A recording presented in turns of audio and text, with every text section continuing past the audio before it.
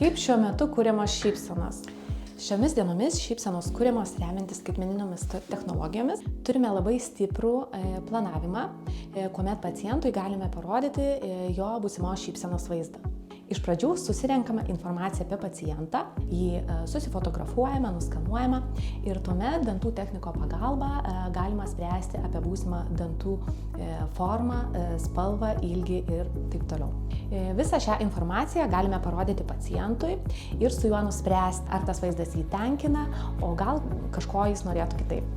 Čia matote, kaip pacientas atrodo prieš. Turėdami paprastą paciento fotografiją, galime atkurti paciento mimikos ir kalbėsenos judesius. Ir mes galime taip numatyti, kaip atrodo jau sukurta nauja šypsena.